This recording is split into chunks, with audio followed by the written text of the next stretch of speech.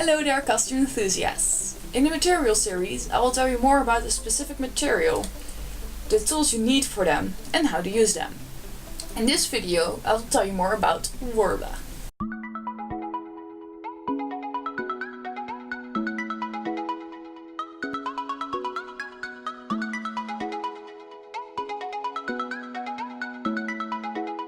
Worbla Finest Art is a thermoplastic, which means that it becomes moldable when heat is applied to it and becomes a hard plastic when it cools down.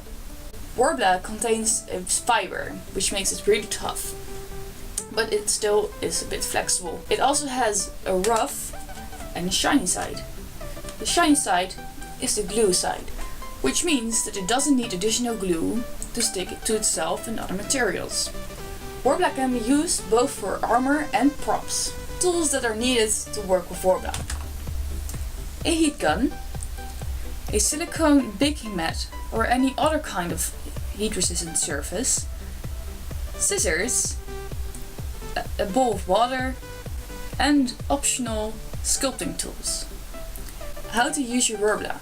Well, there are actually many ways to use Worbla, and we will make some more detailed videos about how to work with Worbla in the future. But for now, I will just tell you about a few techniques. Method 1.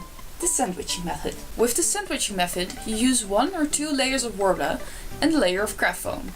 You cut the craft foam in the shape you want your piece to be, and then you cut 1 or 2 layers of Worbla in the same shape, but a few centimeters bigger. Now sandwich the layers together as shown. Make sure that your glue sides are facing the right way. Heat up the Worbla pieces and start with the bottom one. Stick your foam to it and then lay your second layer of Worbla on the other pieces. Heat the top layer and press the sides on the bottom layer with scissors or a sculpting tool.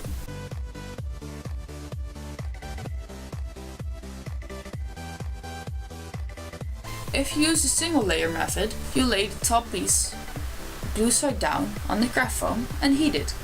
Then fold over the edges to the back. To shape the piece, you will heat up the complete piece and mold it in the shape you want. Oh no! There are air bubbles in my creation! Don't you worry, just heat up the area where the bubble is and poke it with a needle. Then just press the air out and make it back flat again.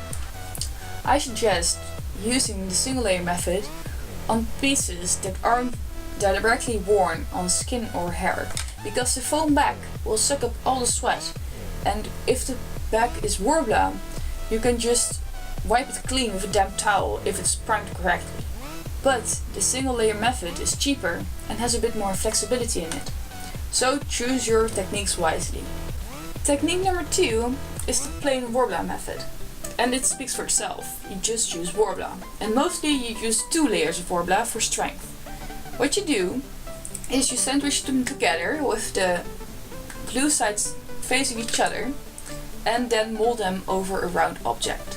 It's used mostly to make boob cups or other spherical objects. So you just use a spherical object which is greased so it won't stick to your object. And then you start molding it with heat over the spherical object. So keep in mind that the object needs to be heat resistant, so don't use like wax or something. Also, you need to work really gently, because pulling too hard or working too fast makes the Worbla tear, and you don't want that. For finishing your Worbla, you can just use gesso, I don't know, or wood glue. The difference is that gesso needs to be sanded before painting, and wood glue is really cheap, but it's more difficult to sand, and it sometimes leaves air bubbles behind, if not handled correctly. But I personally prefer wood glue. The pros of using Worbla are that it's non-toxic, so you can use it in a non-ventilated room and it's just safe to use. It's durable, which is great because it can have a little blow. Also, it's quick in use. You don't need multiple layers to make your base shape, but it does take some time to actually make it smooth. and it's really forgiving. You can just use all the leftover scraps in, for example, details. The cons of using Worbla are that it's really expensive, so yeah, it's not really budget friendly or anything. It's hard to come by in some countries. You need other materials to use it to the max. For example, you need craft foam as a basis. Also, Worbla changes shape in hot weather, so you can't take it to the WCS in Japan because that's in summer and it can be 40 degrees Celsius outside when you're there, and it will just change shape. Also, I don't recommend it delayed in a hot car because it doesn't handle that so well.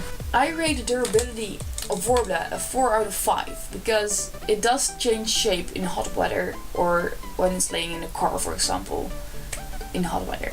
That's about it, guys. There's way more to tell about Worbla, of course, but it's just way too much to just put in one video.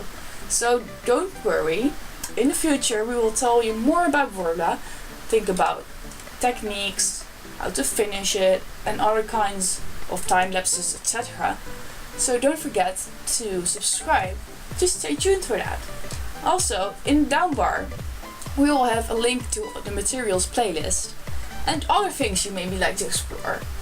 So don't forget to comment your questions and suggestions. And for now, all I can say is toodles!